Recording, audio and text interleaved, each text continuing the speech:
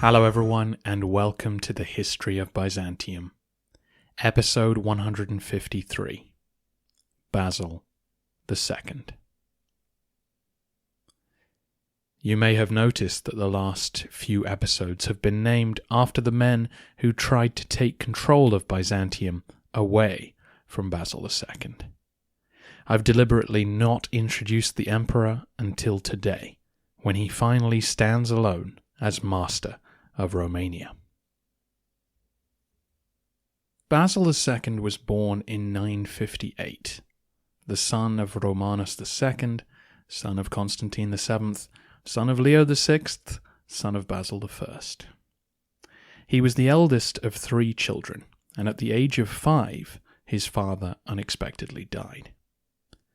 The next 12 months would have been a confusing time. Nicephorus Phocas moved into the palace, married his mother Theophano, and became his stepfather. We have no idea what kind of relationship Phocas had with his stepchildren, or whether he had any kind of intimacy with their mother. But the White Death was a fixture in Basil's life from the age of 5 to 14, a very impressionable time. Phocas was a deeply impressive figure, the first true Roman conqueror since Heraclius. His triumphs through the streets of Constantinople would have impressed young Basil. Later in life, the emperor would adopt some of the same habits as the great general. He too would become a micromanaging military commander and stern disciplinarian with ascetic habits. Perhaps Basil imitated his stepfather. Perhaps he simply adopted traits that had proven successful for an emperor-general. There must always have been tension in the palace. Although Basil and his siblings were treated like royalty, they were also kept away from power. It's interesting to think that a young Bardas Phocas probably met the princes several times during this period. The thought that perhaps one day the Macedonians would be dispensed with must have crossed their minds.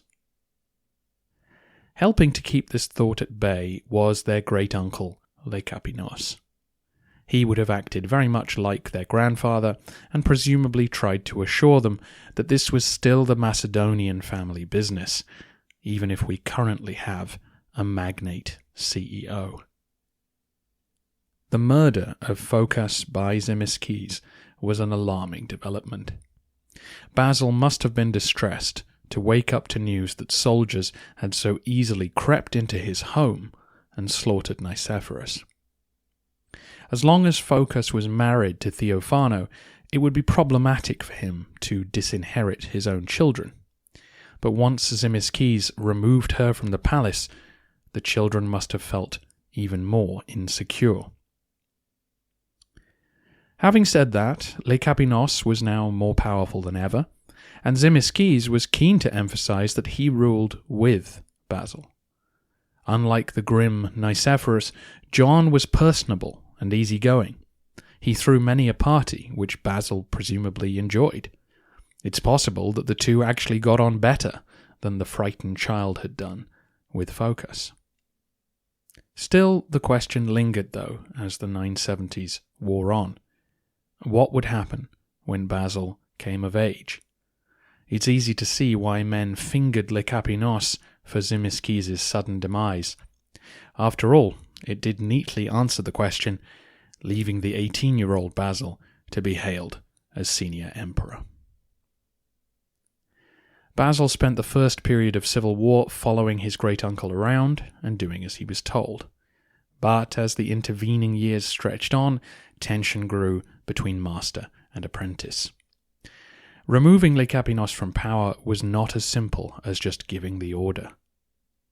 As Basil's candid comments to Ibn Shahram imply, the palace was not yet his. Men were following the eunuch's orders before his own. If he acted too soon, there was every chance that the palace guards would lock him up and ask Lekapinos what he'd like to do next.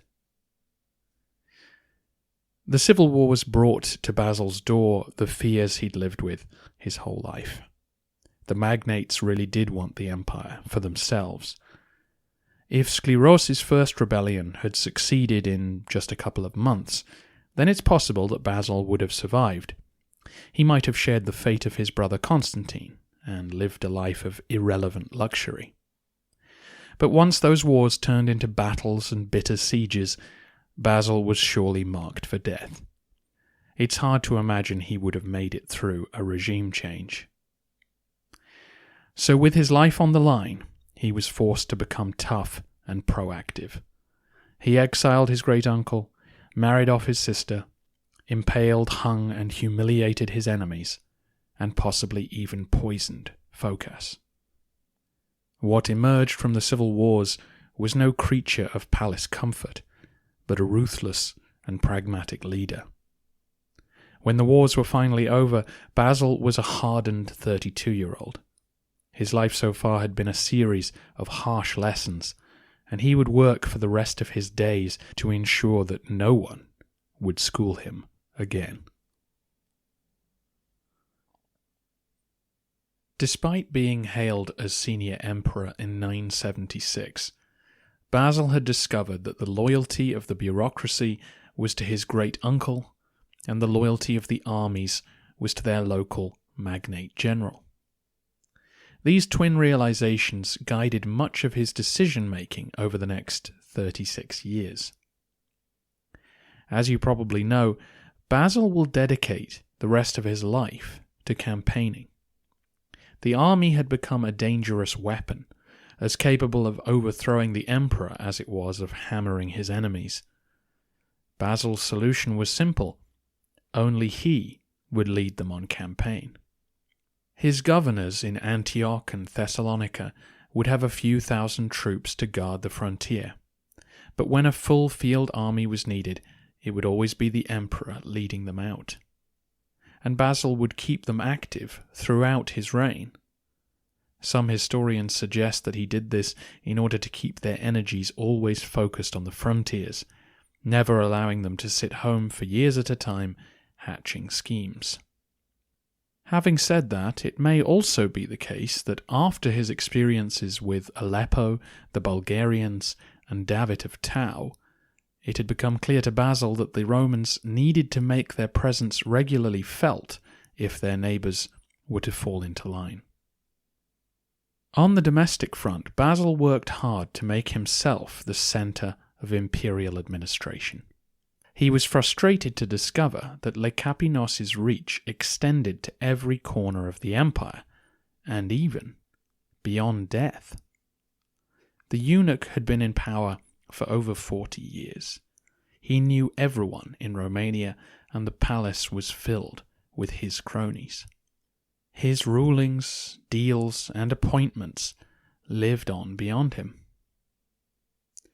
Shortly after he'd exiled his chief minister, Basil sent out word that he would not honour any agreement which he'd signed since becoming emperor. Anyone with such documents should come to court to have them confirmed again. Why? Because Basil had signed anything which his great-uncle had asked him to, and he hadn't always had a say in these matters. The problem is that he'd been signing documents for 8 years before Lekapinos' fall. Naturally, men did not all come forward to get their land grants and legal cases reviewed. Instead, for the next decade, Basil would hear reports from his officials that men were contesting and complaining based on decisions made during the eunuch's time. In 996, then, 11 years after the exile, Basil issued an imperial decree which restated his demand that men bring him these documents to reapprove. We don't often see this side of imperial life. We think of the emperor as this scary, powerful figure. But here is Basil admitting to his own impotence. In the decree, he says plainly that he is annoyed to have to repeat himself, but that during those first 8 years, my opinion had no effect, and that Lekapinos' will prevailed in all matters. Over time, Basil would promote his own men to important administrative positions, but we should remember that he couldn't do away with experienced officials overnight, and many of those working in the palace would have been protégés of Les Capinos, or even members of his extended family. For example, we know that another long-serving dignitary was one Michael Les Capinos. This was a grandson of Romanus I.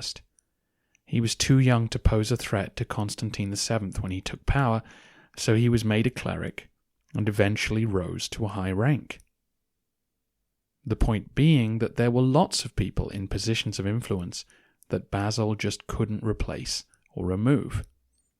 He had to struggle to master his own bureaucracy and his own family, to make himself the indispensable center of the web, as his great-uncle had been. The 996 legislation was clearly aimed at this, demanding that men come before him, show their loyalty, and have their positions confirmed by him alone. Throughout the rest of the narrative, we'll see examples of Basil's attempt to master both his government and his army. The emperor will succeed at both, aided by the length of his reign. By the end of it, he was described by Michael Psellos as having subjugated his own people. That gives us the framework of Basil's life. But what about the man himself and his personality? We now turn to Michael Psellos, who provides us with an incredibly detailed description of the emperor's character. And for those wondering, that's spelt Psellos, Psellos. Michael wrote a unique history of his time, where unlike most chroniclers, he doesn't recount the empire's political and military events in sequence. Instead, he gives intimate character studies of 14 different Byzantine rulers, providing fascinating insights from his position as a courtier and senior advisor. Although Michael was only 7 when Basil II died, he had ample opportunity to hear what others thought of him. As I've hinted several times, Psellos wrote his history with a particular slant in mind. You've already heard one of his editorial choices, which was to strongly imply that Basil did indeed poison Barda's focus. And Psellos wasn't trying to denigrate the emperor. On the contrary, he praised him as the best the Romans had during his lifetime. He very much argued that a ruthless pragmatist was what the empire needed. Anyway, bearing in mind that he has an agenda, Psellos is still an invaluable source for Basil's personality. The book was published in Michael's lifetime and was meant to be read by those around him, many of whom would know if he was inventing Basil's character out of whole cloth. Psellos tells us that as a young man, Basil was alert and intelligent, but that he also enjoyed the pleasures of life. As an extremely privileged prince, Basil indulged in the parties, feasts, and love affairs that were open to him. However, once he became senior emperor and the civil wars broke out, his demeanor changed.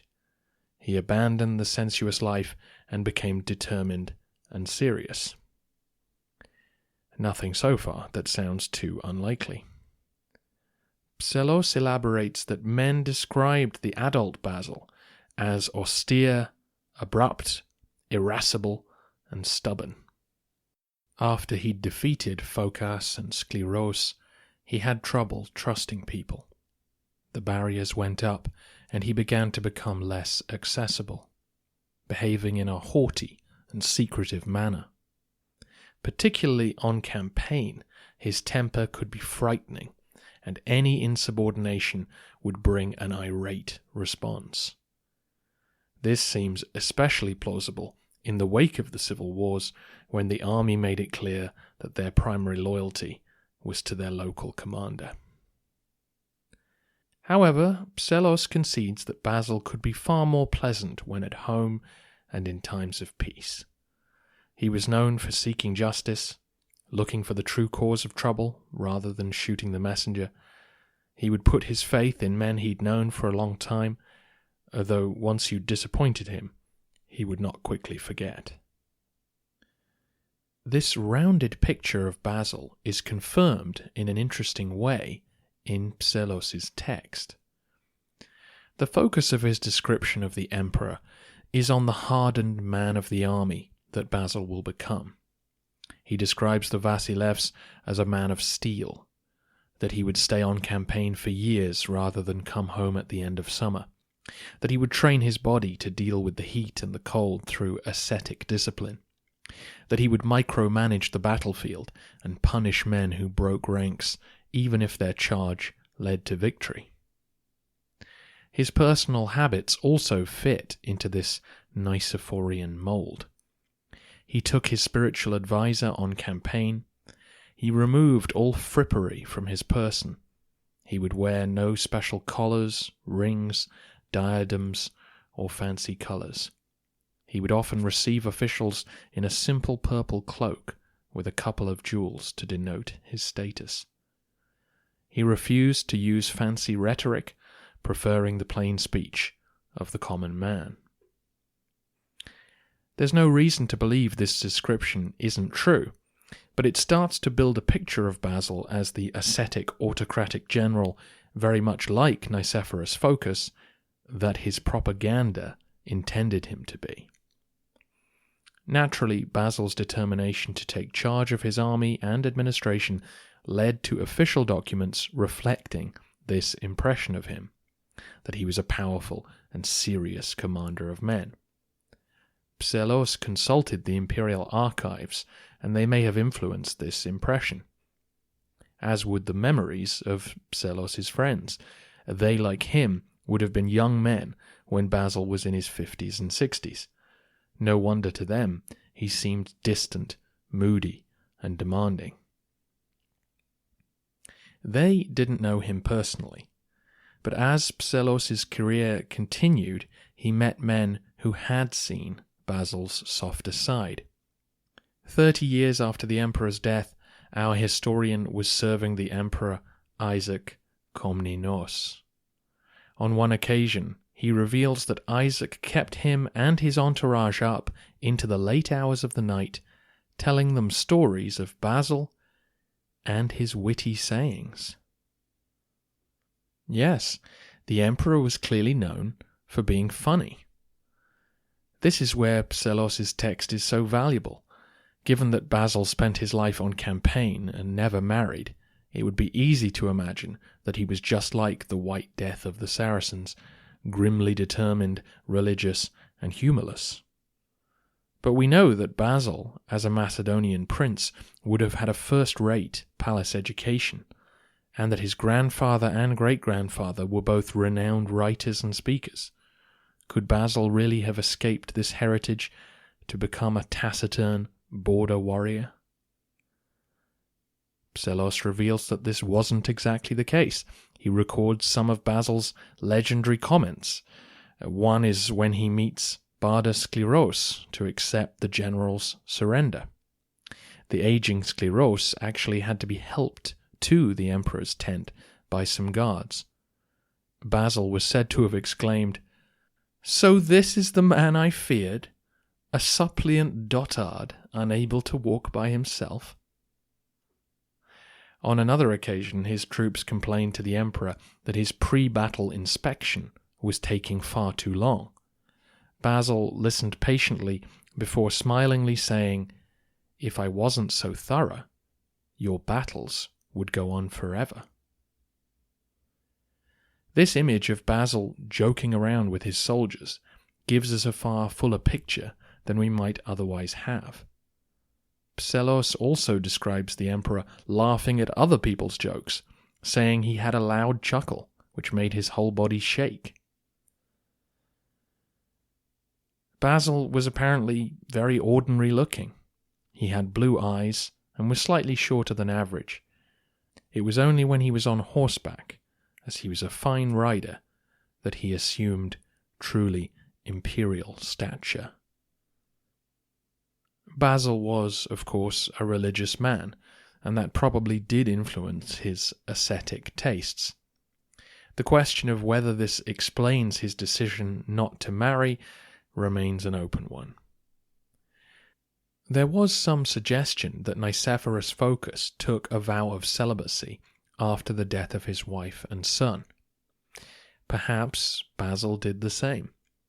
Some have even suggested he made a deal with God in order to gain victory in Bulgaria. But given we've just avoided stereotyping the man, I think it's safer to assume it was a more complicated decision. Certainly, after he saw the shenanigans which surrounded his own mother's marital life, you can imagine why he would be wary of such alliances. But why not marry a woman from a minor noble family? Or a foreign princess, if he wanted to avoid her relatives coming into the palace? No suggestion of homosexuality exists. Psellos implies he had girlfriends when he was young, but you never know. It remains a puzzling decision on his part, and later in life we'll discuss this again. For now, let's leave it with Jonathan Shepherd's clever comment that Basil married his army. Let's close out this introduction with one more story from Psellos' history. This is the famous advice which the defeated Skleros gave to Basil when they met. Now, this conversation almost certainly didn't take place. It's Psellos putting words into Skleros' mouth and using hindsight. So what is being said is essentially a description of the type of ruler that Basil will become. The emperor asks the general how he can avoid a repeat of the civil wars, and this is what Skleros says. Cut down the governors who become overproud. Let no generals on campaign have too many resources. Exhaust them with unjust exactions to keep them busied with their own affairs. Admit no woman to the imperial councils. Be accessible to no one. Share with few your most intimate plans. As we will see in the rest of the narrative, this is an accurate portrayal of Basil's tactics. He wouldn't marry, he trusted no generals with his army, and he would appear haughty and distant to his officials. One historian of the time claims that Basil would actually set off on campaign without having told his soldiers where they were going. But what about this exhausting people with unjust exactions to keep them busy? This refers to various pieces of legislation connected with Basil's attempts to become master of his administration. We will discuss them in detail in the future. As for cutting down the governors who become overproud, we've already seen Bardas Skleros and David of Tau offered a friendly deal: political retirement in exchange for luxury. This was a deal which Basil forced on many men. Nicephorus Phocas, for one, that's Bardas' son, who remained a wealthy landlord but was never given serious office. Constantine VIII, the emperor's brother, was allowed to have a wife and family and to live in various palaces, but he was never let near government. Finally, there is the famous case of Evstathios Malainos. The magnate and Phocas ally survived the civil wars, but came face to face with the emperor on campaign in 995, so about 6 years from where we are now. As the army came back from Syria, it came to rest in Cappadocia on Malainos' estate, the very land where Bardas Phocas had been hailed emperor. Whether a deal had been worked out in advance or not, Malainos would be given the sclerose treatment. He accompanied Basil back to the capital, where he would live out his days in urban luxury. But he would never hold political office again, and on his death his estates passed to the crown. The rebellions of Phocas and Sclerose had been dependent on their position as generals in the army, with access to imperial funds to pay their men. Basil knew that retiring men from public life neutered them. One could argue that keeping Malainos in impotent luxury for the rest of his life was a very light form of torture. A contemporary chronicler described the Phocas faction, denied office, as ranting like caged lions. During his youth, Basil had experienced plenty of this particular form of cruelty, and now it was his turn to politely relieve his rivals of their claws.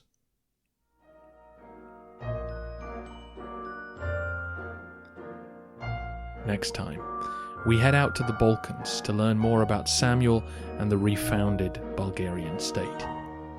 Basil will march out to meet them in battle, keen for military glory and revenge. He will be there a while.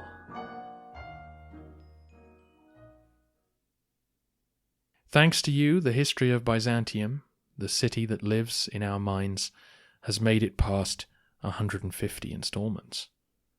The Emperor is marching in triumph through the streets today, greeting the people with gratitude for all they've done. He approaches you, his hand outstretched, but you recoil. Guilt makes you feel unworthy to receive a handshake from God's vice-regent. You remember that you haven't actually given the history of Byzantium an iTunes review. But I don't use iTunes, you say, and I'm so busy. But as the Emperor clasps your hand and shakes it, you realize you could have done so much more.